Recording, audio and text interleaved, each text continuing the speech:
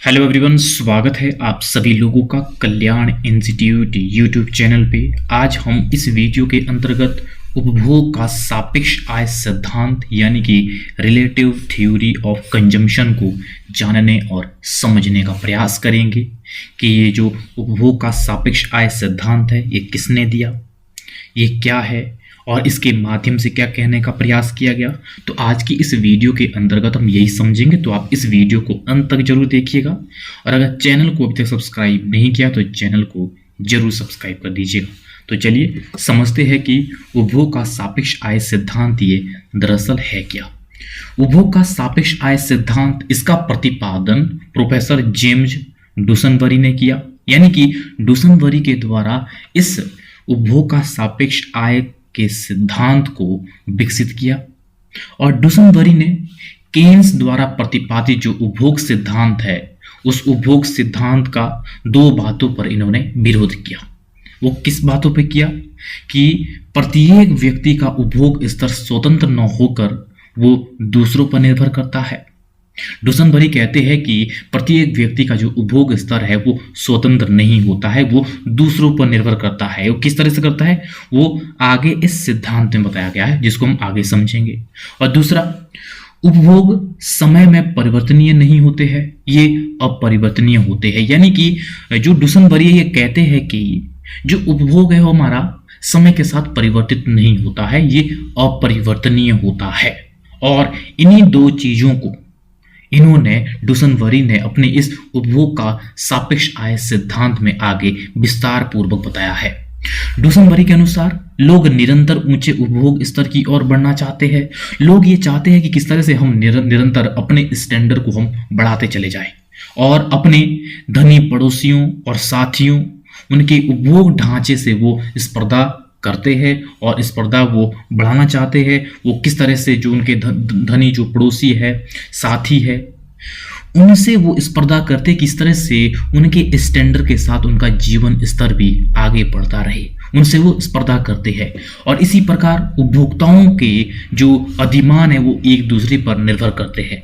जो पहली पॉइंट में इन्होंने कहा कि किस तरह से उपभोग स्तर स्वतंत्र ना होकर वो दूसरों पर निर्भर करता है, यानी कि दूसरों की देखा देखी में किस तरह से लोग अपने स्टैंडर्ड को भी बढ़ाना चाहते हैं। और इसे डुसनबरी प्रभाव या प्रदर्शनकारी प्रभाव कहा जाता है कि किस तरह से लोगों के देखा देखी में एक प्रदर्शन की होड़ रहती है उपभोग के संदर्भ में, और इसे प्रदर्शनकारी प्रभाव कहते हैं डुसनबरी। धनी व्यक्ति की जो एपीसी है वो कम होती है। क्यों होती है? क्योंकि उसे अपने उपभोग के जो उसका उपभोग ढांचा है उसको बनाए रखने के लिए उसे अपनी आय का थोड़ा सा भाग उसे खर्च करना पड़ता है, थोड़े से भाग की उसे जरूरत पड़ती है। इसीलिए जो धनी व्यक्ति की जो एपीसी है वो कम होती है। दूसरी ओर गरीब व्यक्ति की जो एपीसी है वो अधिक होती है, क्योंकि वो अपने पड़ोसियों, साथियों, उनके उपभोग स्टैंडर्ड्स तक वो पहुंचने के लिए किस तरह से आय के अधिक भाग का वो उपभोग करते हैं। यानी कि जो उनकी आय है, आय के अधिक अनुपात का प्रयोग उपभोग में करना पड़ता उन्हें। इसीलिए जो गरीब व्यक्ति है, गरीब लोगों की जो एपीसी है वो अधिक होती है, क्योंकि उन्हें बहुत ज़्यादा खर्च करना पड़ता है अपने उस स्टैंडर्ड को मैच करने के लिए, जो उनके धनी साथी है, धनी पड़ोसी है, उनके साथ मैच करने के लिए। समृद्धि काल में जब उपभोग बढ़ जाता है तब मंदी काल में पुनः वो पुराने स्तर पर नहीं आता है।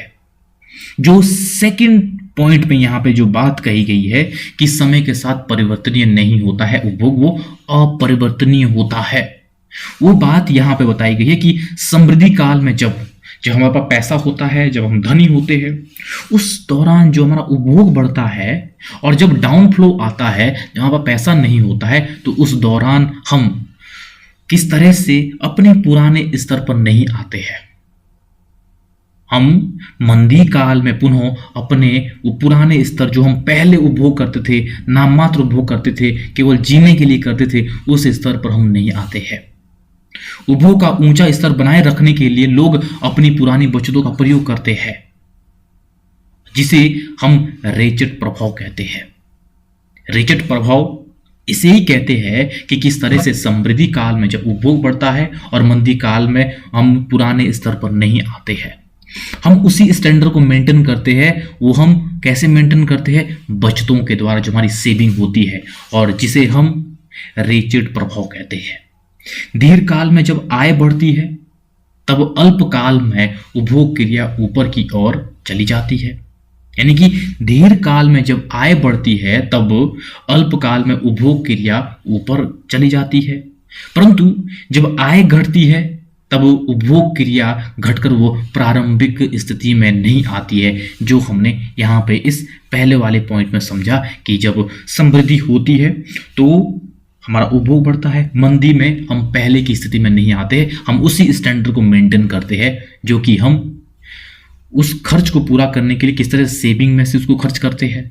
तो इस तरह से इन दो बिंदुओं पर जो डुसनबरी है वो केन्स के द्वारा जो प्रतिपादित जो उपभोग सिद्धांत है, इन दो बिंदुओं पर वो उसका विरोध करते हैं और इन दो बिंदुओं को किस तरह से वो आगे अपने इस सिद्धांत में साबित करते हैं कि किस तरह से जो उपभोग का सापेक्ष आय सिद्धांत है उसको वो इस तरह से प्रस्तुत करते हैं और इस तरह से वो कहने का प्रयास करते हैं कि किस तरह से लोग जो उपभोग करते हैं वो लोगों की कार्यों पर, लोगों की जो उपभोग स्तर है उससे प्रभावित होता है, और जो उपभोग है, उपभोग का स्तर है व्यक्तियों का, वो समय के साथ वो परिवर्तित नहीं होता है, वो अपरिवर्तनीय होता है।